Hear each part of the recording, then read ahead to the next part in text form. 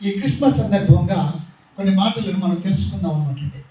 ప్రభునందు ప్రియమైన దేవుని బిడ్డలారా, క్రిస్మస్ సందర్భంగా ఒక మూల వాక్యాన్ని మనం పంచుకోవడానికి ఇష్టపడుతున్నాను, మీతో పంచుకోవడానికి. యోహాను సువార్త 3:16లో ఒక అద్భుతమైన మాట వ్రాయబడింది. యోహాను సువార్త 3:16లో దేవుడు లోకమును నేను చదువుతాను. దేవుడు లోకమును ఎంతో ప్రేమించెను కాగా తన అద్వితీయ కుమారునిగా పుట్టిన వాని విశ్వాసముచు ప్రతివాడు నశింపక నిత్యం పొందినట్లు ఆయనను అనుగ్రహించెను. ప్రభునందు ప్రియమైన దేవుని బిడ్డలారా, ఇక్కడ దేవుడు లోకమును ఎంతో ప్రేమించాడు, మనందరిని ఎంతో ప్రేమించాడు. మనమందరము కూడా మన పాపముల చేత నశించిపోతూ మరణకరమైన స్థితిలో ఉన్నప్పుడు, నరకానికి వెళ్ళే స్థితిలో ఉన్నప్పుడు, మనం నశించక మనం నరకాగ్ని గుండముకు వెళ్ళక నిత్య జీవం పొందినట్టు, రక్షణ పొందినట్టు ఒక రక్షకుడిగా తన కుమారుడు, తన అద్వితీయ కుమారుడైన యేసు ప్రభుని దేవుడు తండ్రి మన కొరకు పంపించాడు. క్రిస్మస్లో ఉన్న గొప్పతనం అనేది మాట. క్రిస్మస్లో ఏమి కనిపిస్తుంది అంటే దేవుని ప్రేమ కనిపిస్తుంది. నశించిపోతూ, పాడైపోతూ, చెడిపోతూ, పడిపోతూ, పశువులైపోతూ నరకానికి పరుగులు పెడుతున్న మానవ జాతి పట్ల, పాపి పట్ల, మానవులందరి పట్ల, కులాలకి మతాలకి అతీతంగా దేవుని యొక్క అపారమైన, దేవుని యొక్క స్వచ్ఛమైన, నిస్వార్థమైన, దైవికమైన ప్రేమ కనిపిస్తుంది అన్నమాట. ఆ ప్రేమమయుడైన దేవుడు మానవ జాతిని రక్షించడానికి తన ప్రియకుమారుడైన యేసుక్రీస్తుని పాపరహితుడిగా పరిశుద్ధాత్ముని యొక్క ప్రేరణ చేత కన్యకైన మరియ గర్భమందు ఆయన పుట్టింపు చేశాడు. ఆయన పేరు నజరేయుడైన యేసు. కాబట్టి క్రిస్మస్లో దేవుని ప్రేమ కనిపిస్తుంది. దేవుడు తన ప్రియకుమారుడు యేసుక్రీస్తుని ఈ లోకానికి బహుమానిగా ఇచ్చినటువంటి అద్భుతమైనటువంటి దృశ్యం మనకు కనిపిస్తుంది అన్నమాట. కాబట్టి ఈ రోజున దేవుడు క్రీస్తుని ఈ లోకానికి పంపించడంలో దేవుడు నిన్ను ఎంతగా ప్రేమించాడు, దేవుని ప్రేమ నీ పట్ల ఎంత అద్భుతంగా ఉందో మనం గ్రహించవచ్చు. అయితే క్రిస్మస్లో దేవుని పుట్టుక, క్రిస్మస్లో దేవుని ప్రేమ, క్రీస్తు పుట్టుక, ఆ ప్రేమలో నుండి ఉద్భవించిన క్రీస్తు పుట్టుక మనకు కనిపిస్తుంది అన్నమాట. అయితే ఈ రోజున కొన్ని మాటలు మీతో చెప్పడానికి ఇష్టపడుతున్నాను. ఈ క్రిస్మస్ సందర్భంగా మనం ప్రతి సంవత్సరం కూడా క్రిస్మస్ చేసుకుంటున్నాం. క్రిస్మస్ అంటే మనకు చాలా విషయాలు గుర్తొస్తాయి. నక్షత్రాలు గుర్తొస్తాయి, కొత్త బట్టలు గుర్తొస్తాయి, పిండి వంటలు గుర్తొస్తాయి, క్రిస్మస్ చెట్టు గుర్తొస్తుంది, ఇవన్నీ గుర్తొస్తాయి అన్నమాట. గిఫ్ట్లు గుర్తొస్తాయి. కానీ మనము వాక్యపు వెలుగులో ఈ క్రిస్మస్ సందర్భంగా మనం ఏం నేర్చుకోవచ్చో మనం కొన్ని విషయాలను తెలుసుకోవడానికి ప్రయత్నించాను అనమాట. మీకు ఒక విషయం చెప్తాను. యేసుక్రీస్తు వారు పుట్టడానికి కొన్ని వేల సంవత్సరాల క్రితమే క్రీస్తు పుట్టుక గురించి ప్రవచించబడింది అన్నమాట. క్రీస్తు పుడతాడు లోకరక్షకుడిగా, మెస్సీగా పుడతాడు, ఇమాన్యుయల్గా పుడతాడు, దావీదుగా పుడతాడు. ఇలాగ రకరకాలుగా అయినటువంటి ప్రవచనాలు క్రీస్తు పుట్టుక గురించి ఉన్నాయి. అయితే కొత్త నిబంధన గ్రంథంలో క్రీస్తు పుట్టుక గురించి ముందుగా ఎవరికి ప్రకటించబడింది? ముందు ఎవరికి ప్రకటించబడింది? కొత్త నిబంధన గ్రంథంలో క్రీస్తు పుట్టుక గురించి ముందుగా ఎవరికి ప్రకటించబడింది? ముందు ఎవరికి ప్రకటించబడింది? కొత్త నిబంధన గ్రంథంలో కన్యకైన మరియకు ప్రకటించబడింది. గాబ్రియేలుతో వచ్చి, అమ్మా నీవు గర్భవతివై కుమారుని కంటావు, అతను తన ప్రజలను ఆయనే వారి పాపం రక్షిస్తాడు, ఆయనకి యేసు అనే పేరు పెట్టమని ఎవరికి చెప్తారు? యోసేపుకి ప్రధానము చేయబడిన కన్యకైన మరియకు ఆ శుభవార్త వస్తుంది అన్నమాట కదా. అప్పుడు అయ్యో ఆమె షాక్ తింటుంది, అయ్యో నేను పురుషుడిని ఎరుగని దానిని ఇది ఎలాగా సాధ్యం అని చెప్పని ఆమె ఎంతో ఆశ్చర్యానికి గురవుతుందన్నమాట. అప్పుడు నువ్వు పరిశుద్ధాలవే, నువ్వు కన్యకవేనమ్మా. అయితే పరిశుద్ధాత్మ శక్తి నీలోకి వచ్చినప్పుడు ఆ పరిశుద్ధాత్మ శక్తి వలన ఆ దైవిక శక్తి వలన నీవు పురుషుని ప్రమేయం లేకుండా గర్భవతిని కాగలుగుతావు. దైవ ప్రమేయం చేత, దైవాత్మ ప్రేరేపణ చేత, పరిశుద్ధాత్మ శక్తి చేత నీవు గర్భవతి అవుతావని చెప్పినప్పుడు మరియమ్మ ఒక మాట చెప్పింది అనమాట అండి. ఇక్కడ కొన్ని మాటలు ఉన్నాయన్నమాట అండి. ఏమిటంటే నేను చదువుతాను అనమాట అండి. 1వ అధ్యాయము గమనించండి. 1వ అధ్యాయము 28వ వచనం, 27-28 వచనాలు. దావీదు వంశస్థుడు యోసేపు అనే ఒక పురుషుడికి ప్రధానము చేయబడిన కన్యక యొద్దకు దేవుని చేత పంపబడింది. ఆ కన్యక పేరు 30 వచనం, 29-30. ఆమె ఆ మాట బహుగా తొందరపడి ఈ శుభవచనం ఆలోచించుకుంటుండగా దూత మరియా భయపడకుము, దేవుని వలన నీవు కృప పొందితివి, నీవు గర్భము ధరించి కుమారుని కని ఆయనకు యేసు అనే పేరు పెట్టుదు. ఆమె రిప్లై ఏంటి 34. అందుకు మరియా నేను పురుషునే ఎరుగని దానినే ఇదేలాగే అతనితో చెప్పగా ఆ జరిగిన దూతతో చెప్పదు. దూత పరిశుద్ధాత్మ నీ మీదకి వచ్చినప్పుడు సర్వోని శక్తిని కమ్ముకను, పుట్టుకోవు శిశువు పరిశుద్ధుడై దేవుని కుమారుడు అనబడును. ఇప్పుడు పేజ్ స్టార్ట్ చేయండి. 38వ వచనంలో అందుకు మరియా ఇదిగో ప్రభువు దాసురాలను, నీ మాట చొప్పున నాకు జరుగును గాక.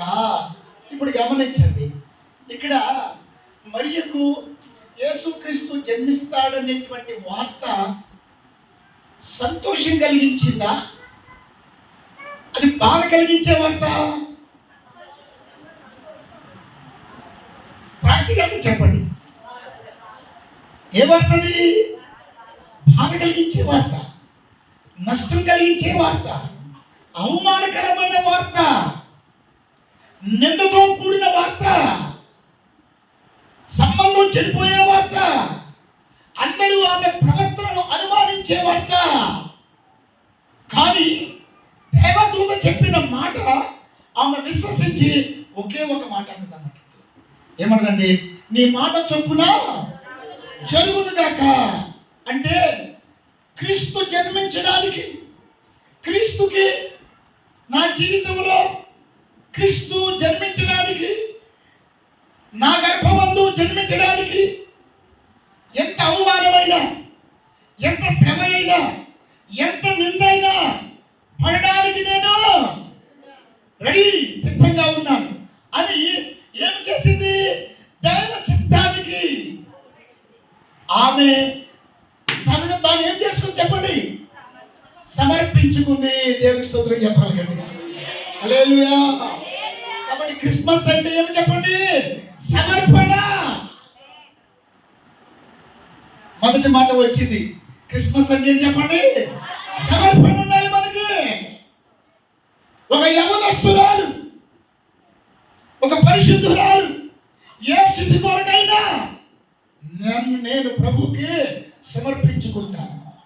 తన శరీరాన్ని సమర్పించింది దేవుని కొరకు, తన జీవితాన్ని సమర్పించింది ప్రభు కొరకు, తన గర్భాన్ని సమర్పించింది తన ప్రభు కొరకు. కాబట్టి ప్రియబిడ్డలారా, ఈ రోజున క్రిస్మస్ లో ఏముంది చెప్పండి? గొప్ప సమర్పణ. ఆ తరువాత ఈ సంగతి ఎవరికి తెలిసింది చెప్పండి? ఇటు చూడండి, ఈ సంగతి ఎవరికి తెలిసింది? యోసేపుకి తెలుస్తుంది.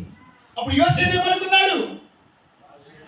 రహస్యముగా విడనాడాలని ఉద్దేశించాడు. ఆ యోసేపు దగ్గరికి ఇదే కాపురం వెళ్ళింది. దావీదు కుమారుడు యోసేపు, నువ్వు భయపడకు, ఆమెను అనుమానించొద్దు. ఆమె పరిశుద్ధాత్మ వలన భలే పనండి. మీరు బాగా చెప్తారు. రేపొద్దున పెళ్లి కాకముందే నా భార్య గర్భవతి అని చెప్పని తెలిస్తే సమాజంలోని తలెత్తు తిరగలనా అనే మాటలు ఆయన అనలేదు. స్తోత్రం చెప్పాలి గట్టిగా. మత్తయి సువార్తలో రండి ఒకసారి. మత్తయి సువార్త 1:20. ఆమె కుమారుని కను వరకు ఆమెను ఎరుగకుండాను. స్తోత్రం చెప్పండి, హల్లెలూయా. 24 యోసేపు నిద్ర మేలుకొని ప్రభువు తనకు ఆజ్ఞాపించిన ప్రకారము చేసెను? తన భార్యను చేర్చుకొని, స్తోత్రం చెప్పాలి గట్టిగా, తన భార్యను చేర్చుకుని ఆమె కుమారుని కను వరకు ఆమెను ఎరుగకుండెను. అంటే ఇక్కడ సమర్పణ ఎవరిలో కనిపిస్తుంది చెప్పండి? యోసేపులో కూడా సమర్పణ కనిపిస్తుంది అన్నమాట. స్తోత్రం చెప్పాలి గట్టిగా. భార్య భర్తలు ఇద్దరేం చేస్తారు? తల్లిదండ్రులు ఏం చేస్తారు చెప్పండి? సమర్పించుకున్నారు. ప్రియమిత్రులారా, క్రిస్మస్ అంటే సమర్పణ. మరి మన జీవితాన్ని మన ప్రభువు సమర్పించుకున్నామా? ఈ రోజున ప్రభు అంటున్నాడు, మత్తయి రోమా పత్రిక రండి ఒకసారి, రోమా పత్రిక 12వ అధ్యాయం రండి ఒకసారి, రోమా పత్రిక 12వ అధ్యాయం వచ్చినాం. కాబట్టి సహోదరులారా, పరిశుద్ధమును దేవునికి అనుకూలమునైన సజీవ యాగముగా మీ శరీరములను ఆయనకు సమర్పించుకొనుడని దేవుని వాత్సల్యమును బట్టి మిమ్మల్ని బతిమాలు కొనుచున్నాను. స్తోత్రం. హల్లెలూయా, హల్లెలూయా. ప్రభువునందు ప్రియమైన దేవుని బిడ్డలారా, ఏమన్నాడు? సజీవ యాగంగా మిమ్మల్ని ఏమన్నాడు? మీ శరీరములను ఆయనకు స్తోత్రం చెప్పండి. హల్లెలూయా.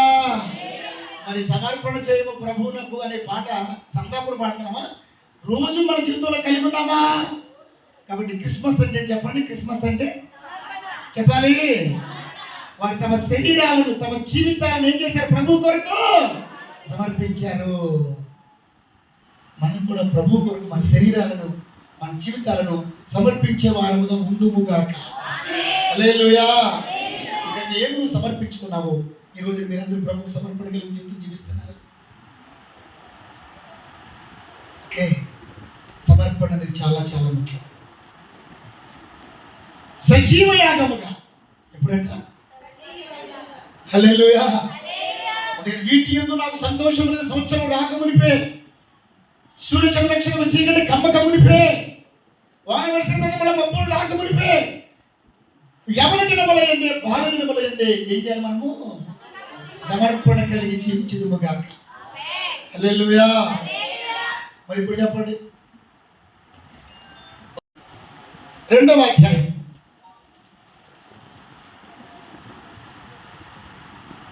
10వ వచనం. వారు నక్షత్రమును చూచి అత్యానంద భరితులై ఇంటిలోనికి వచ్చి తల్లి అయిన మరియను ఆ శిశువును చూచి సాగిలపడి ఆయన పూజించి తమ పెట్టెలు విప్పి బంగారమును, సామ్రాణిని, బోళమును కానుకలుగా ఆయనకు సమర్పించిన. స్తోత్రం చెప్పాలి గట్టిగా. హల్లెలూయా. ఏం సమర్పించారంటే తూర్పు దేశం జ్ఞానులు ఏం సమర్పించారంట? కానుకలు సమర్పించారంట. బంగారము తెచ్చిన వాళ్ళు ఉన్నారు, బోళము తెచ్చిన వారు ఉన్నారు, సామ్రాణి తెచ్చిన వారు ఉన్నారు. అంటే నీకు కలిగిన దాన్ని ప్రభువుకి సమర్పించుకొని క్రిస్మస్ చేసుకుందువు గాక. హల్లెలూయా. చూడండి, మన జీవితంలో సమర్పణ ఉండాలి, మన శరీరాన్ని సమర్పించుకోవాలి, మన కలిగిన కానుకలు కూడా మనం ఎలాంటి వాళ్ళు ఉండాలి చెప్పండి? ఎలాంటి వాళ్ళు ఉండాలి చెప్పండి? సమర్పించే వాళ్ళుగా ఉండాలి, సమర్పించే వాళ్ళుగా ఉండాలి. హల్లెలూయా. కాబట్టి క్రిస్మస్ అంటే ఏం చెప్పాను చెప్పండి? చెప్పాలి. క్రిస్మస్ అంటే చెప్పండి? హల్లెలూయా.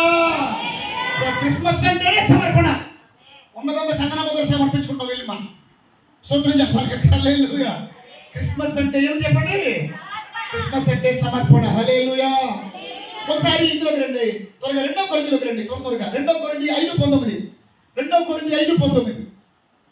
2వ కొరింథీ 5:19. 2వ కొరింథీ 5:19. అదేమనగా దేవుడు వారి అపరాధములను వారి మీద మోపక క్రీస్తునందు లోకమును తనతో సమాధాన పరచుకొనుచు ఆ సమాధాన వాక్యమును మాకు అప్పగించాను. స్తోత్రం చెప్పాలి గట్టిగా. మన అర్జెంటుగా యెషయా 9:6 కూడా రండి ఒకసారి. యెషయా 9:6. ఎలాగనగా మనకు శిశువు పుట్టెను, కుమారుడు అనుగ్రహించబడెను, ఆశ్చర్యకరుడు, ఆలోచనకర్త, నిత్యుడగు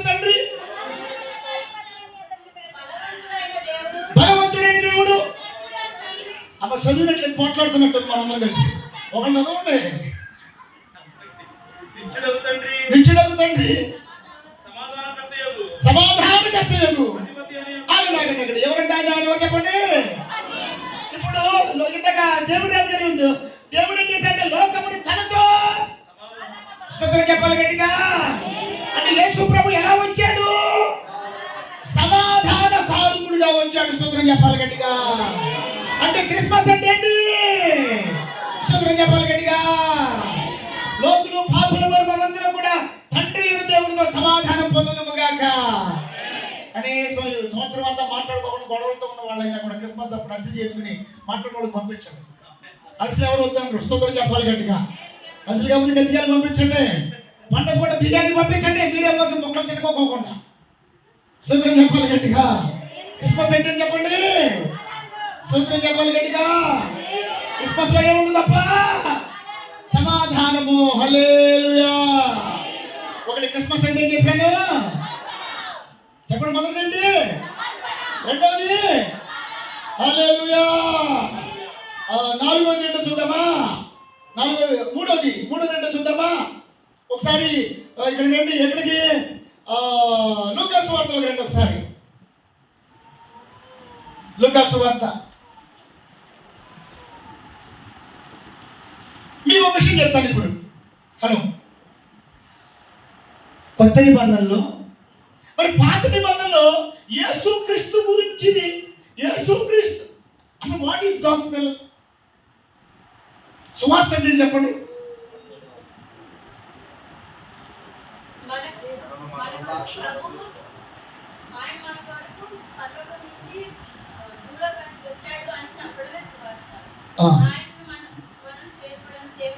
ఎస్, సింపుల్ ఒకటండి.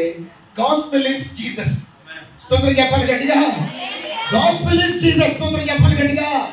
యేసు పుట్టుకే సువార్త. స్తోత్రం చెప్పాలి గట్టిగా. మీకు మాట తెలుసా? ఆది కాండం దగ్గర నుంచి మలాఖీ వరకు సువార్త ఎవరు ప్రకటించుకుంటూ వచ్చారు? ప్రవక్తలు ప్రకటించుకుంటూ వచ్చారు. స్తోత్రం చెప్పాలి గట్టిగా. ఇప్పుడు చెప్పాలి. కొత్త నిబంధనలో ముందుగా మరియకు యోసేపుకి సువార్తను ప్రకటించారు దేవదూతలు. స్తోత్రం చెప్పాలి గట్టిగా. పొలంలోని గొర్రెల కాపులకు ఎవరు ప్రకటించారు? దేవదూతలు. మరి రాజులకు సువార్త ఎవరు ప్రకటించారు? జ్ఞానులకు ఎవరు ప్రకటించారు? నక్షత్ర. స్తోత్రం ఎప్పుడు ప్రకటిస్తూనే ఉండాలన్నమాట సువార్త. డేవిడ్ రాజు గారు తెలుసా? మీకు విషయం తెలుసా? ఏ రోజు సువార్త ప్రకటించబడి ఒక 4 లక్షల ఉందావు అదే రోజు వాడి క్రిస్మస్ పండుగ అనమాట అండి. కాబట్టి మీరు ఏం చేయాలి? రోజు క్రిస్మస్ తీసుకురావాలి. By proclaiming gospel.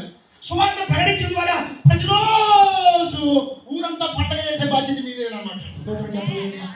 స్తోత్రం చెప్పండి గట్టిగా. 3 వచ్చేసి. ఒకటి క్రిస్మస్ అంటే ఏమన్నాను?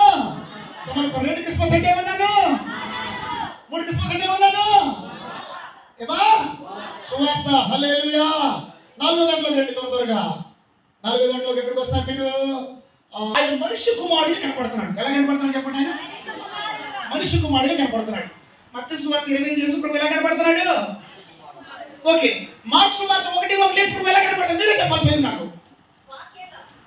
మార్కు సువార్త 1:1 చూడండి. 1:1 దేవుడు కుమారుడైన యేసు ప్రభు ఎలా కనపడుతున్నాడు అక్కడ? స్తోత్రం చెప్పండి గట్టిగా. ఇప్పుడు చెప్పండి. మత్తయి సువార్త ఎలా కనపడుతున్నాడు యేసు ప్రభు? ముందు 20-25 ప్రకారంగా మనిషి కుమారుడు. ఓకే, అక్కడ ఆగండి. ఎలా కనపడుతున్నాడు? అలాగే మార్కు సువార్తలో దేవుని కుమారుడు. మత్తయి సువార్త 25:10లో మరి ఇప్పుడు ఏ కుమారుడు సిద్ధపడాలి మనం చెప్పండి? పెళ్లి కుమారుడు సిద్ధపడాలి. స్తోత్రం చెప్పాలి గట్టిగా.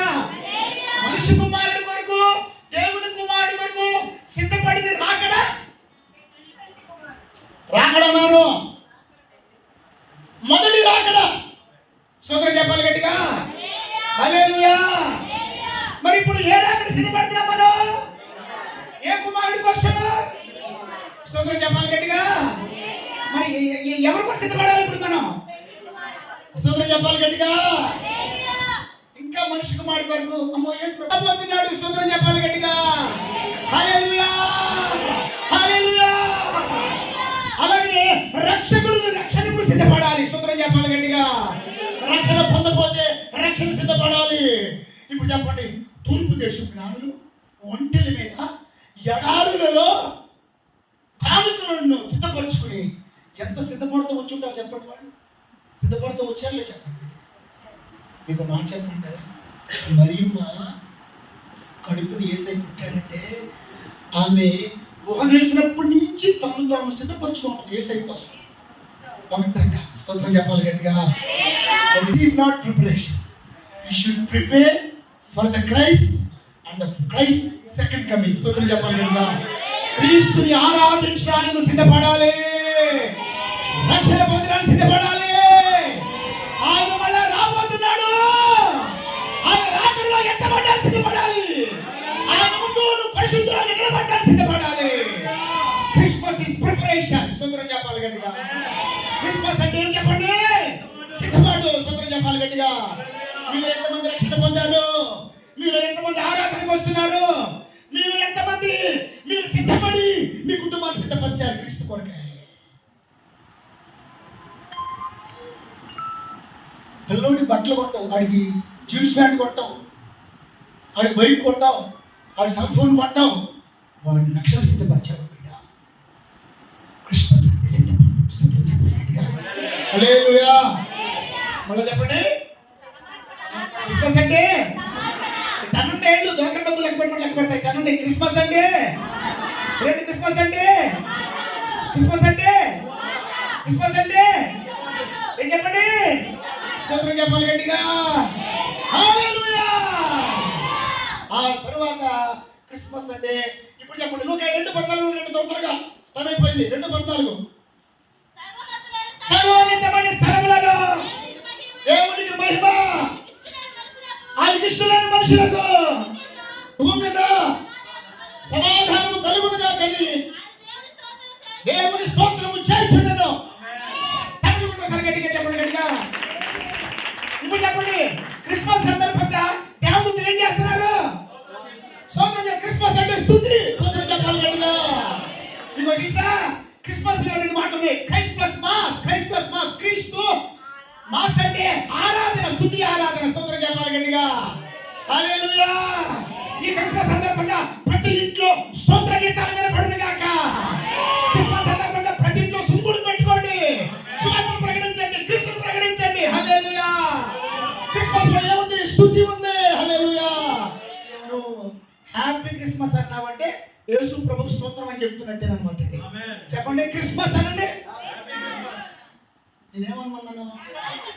క్రిస్మస్ అనమన్నాను. కొన్ని అడ్వాన్స్ అయిపోతున్నాను. క్రిస్మస్ అనండి. చెప్పండి గట్టిగా. క్రిస్మస్ లోనే ఏముంది? క్రీస్తుని స్తుతించుట. స్తోత్రం చెప్పండి గట్టిగా. హల్లెలూయా. క్రిస్మస్ లో ఏముంది? స్తోత్రం, స్తుతి ఆరాధన కదా. ఇక్కడ ఆల్రెడీ స్టార్ట్ అయింది. చూడండి. హల్లెలూయా. చూడండి, అంబరాన్ని గంటలో పాడేసుకోండి. హల్లెలూయా. వచ్చేసి చెప్పండి. 1 మళ్ళా 2 3 4 5. ఓకే. ఇంతకేమన్నారు మీరు? క్రిస్మస్ అంటే ఏమన్నారు? అది ప్రజలందరికీ కలిగి మహా స్తోత్రం చెప్పాలి గట్టిగా. స్తోత్రం. హల్లెలూయా. క్రిస్మస్ అంటే సంతోషం. ఇప్పుడు చెప్పండి, happy Christmas. Happy Christmas. Christmas. Hallelujah. ఇప్పుడు చెప్పండి ప్రియమిత్రులారా, క్రీస్తు కొరకే సమర్పించుకుని, క్రీస్తు కొరకే సమాధానము, క్రీస్తు ద్వారా దేవునితో సమాధానం రక్షించబడి క్రీస్తు సువార్త ప్రకటిస్తూ మనం సిద్ధపడి అనేక సిద్ధపరుస్తూ ఉన్నప్పుడు, మనం దేవుని స్తుతిస్తున్నప్పుడు ఆ జీవితంలో ఇప్పుడు ఏముందో చెప్పండి? రోజు సంతోషమే. స్తోత్రం చెప్పాలి గట్టిగా. క్రీస్తును స్తుతిస్తే రోజు నీకు క్రిస్మస్ పండుగ. స్తోత్రం చెప్పాలి గట్టిగా. క్రిస్మస్ అంటే చెప్పండి. 6 పాయింట్ సంతోషము. స్తోత్రం చెప్పాలి గట్టిగా. Happy happy Christmas.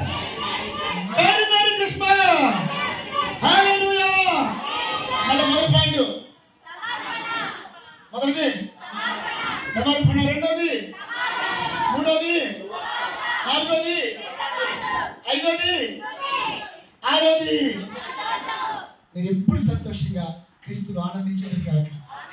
God bless you. Happy Christmas.